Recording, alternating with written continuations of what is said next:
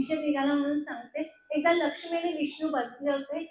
लक्ष्मी वाटते म्हणतात की तुझा किती जय जयकार असतं. लक्ष्मी माता म्हणते हो, माझ्यामुळे तर हे जग चालत आहे. तर विष्णू म्हणतात नाही, काही ठिकाणी माझेही भक्त आहे आणि त्याच्यामुळे हे विश्व चालू आहे. तर तेवढे आपण बघूया की कोणामुळे हे जग चालतंय.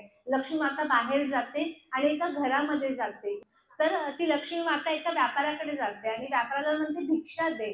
तो व्यापारी जरा म्हणजे हे करतो भिक्षा द्यायला, पण ती परत भिक्षा मागते आणि व्यापारी तिला थोडीशी गहू देतो. ती वेगळं रूप घेऊन आली असते आणि त्यानंतर जेव्हा ती भिक्षा घ्यायला लागते तर ती जी परडी असते ना ती सोन्याची होते. तर व्यापाऱ्याला आश्चर्य वाटतं, कारण ती लक्ष्मी माता असते. ती जिथे उभी असते ती जागेच सोन्याची होती. व्यापाऱ्याच्या डोक्यात जरा प्रकाश पडतो आणि तो तिला आतमध्ये बोलवतो. ती जिथे जिथे जायला लागते सगळं घर सोन्याचं व्हायला लागतं. तो नमस्कार करतो, नातवांना, मुलांना, सगळ्यांना बोलवतो आणि नमस्कार करतो आणि तो प्रार्थना करतो की माता लक्ष्मी तू माझ्या घरीच राहा. ती म्हणे मी तुमच्या घरी राहील, पण मला आहे ना एक शब्द हवा आहे. तर ते म्हणे काय? म्हणजे तुमच्या घरी कोणीही भिक्षू, साधू, संत भिक्षा मागायला आला ना, तुम्ही त्याला भिक्षा द्यायची नाही. ते म्हणतात ठीक आहे, लक्ष्मी माता मिळाली, मी तुला वचन देतो मी कोणालाही भिक्षा देणार नाही. लक्ष्मी माता आतमध्ये जाते आणि तिथे वास करते.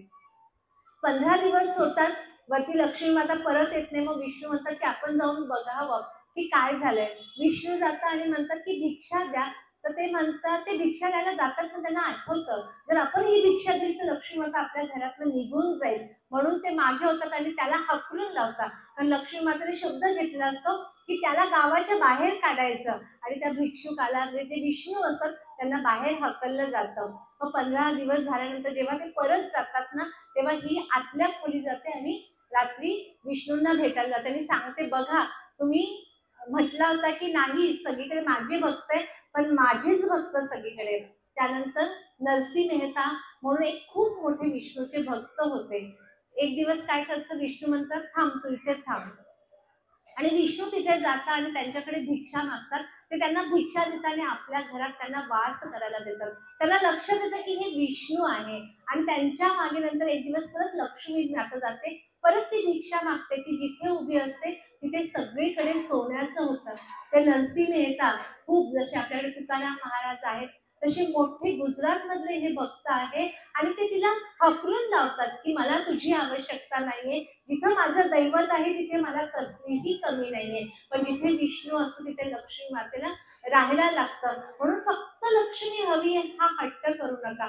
जिथे स्वामी आहेत तिथे लक्ष्मी माता ओघानेच येणार आहे. त्यामुळे माझा नेहमी दृष्टिकोन काय पाहिजे की स्वामी माझ्या घरी आले पाहिजे. महत्वाचा पॉइंट आहे, मंदिरावरती काही ठेवा. देवघर जे आहे ना, आपण काय करतो, उदबत्तीचा बॉक्स, देवाचं साहित्य, माचीस सगळी वरती ठेवतो. जेव्हा आपण देवघरावर ओझं ठेवतो ना, तर काय होतं, आपलं कर्ज वाढतं. त्यामुळे देवघराला ड्रॉवर वगैरे व्यवस्था करा. एखादा प्लॅस्टिकचा डबा विकत घ्या, त्यात सगळं साहित्य नीट ठेवा, त्याच्याने कर्ज होणार नाही. एक पटकन आणखी छोटी गोष्ट मला राहत नाही म्हणून सांगते. एक खूप मोठे भागवतकार होते, त्यांचं ना त्या भागवत ग्रंथावर खूप प्रेम होतं. ते कधी कोणाला द्यायचे नाही, पण एका मुलाचं लग्न होत नसतं आणि त्याला एक ब्राह्मण सांगतो तू भागवत वाच तुझं लग्न होईल. आता तो म्हणतो भागवत कुठे मिळेल, त्याला लक्षात येतं की आपल्या बाजूलाच एक ग्रंथकार भागवतकार राहतात. तो जातो आणि त्यांच्याकडनं भागवत घेऊन येतो. त्यांची इच्छा नसते पण भागवत मागितलाय हा वाचणारे म्हणून तो ते कसं तरी अगदी जड अंतकरणाने देतात. पण देताना ते सांगतात बाळा तू हे नीट ठेव, माझा जीव की प्राण आहे. तो म्हणजे एकदम नीट ठेवेल. तो भागवत वाचायचा आणि काय करायचं, माळ्यावरती तो ग्रंथ ठेवायचा आणि त्याच्यावरती ते आसन असतं ना ते त्याच्यावरती ठेवायचं की कोणाला दिसायला नाही पाहिजे, म्हणजे कोणी हात नाही लावणार. त्याचा उद्देश चांगला होता, पण हे भागवत अशी त्या ग्रंथाशी एवढे एकसंग झालेले होते ना, ते झोपले आणि त्यांच्या छातीवर काहीतरी ठेवलं असं त्यांना वाटायला लागलं. बघा भाव किती महत्वाचा आहे. त्याला चैनच पडायची नाही. मग ते रात्री गेले त्या मुलाला म्हणे तू ग्रंथ कसा ठेवलाय.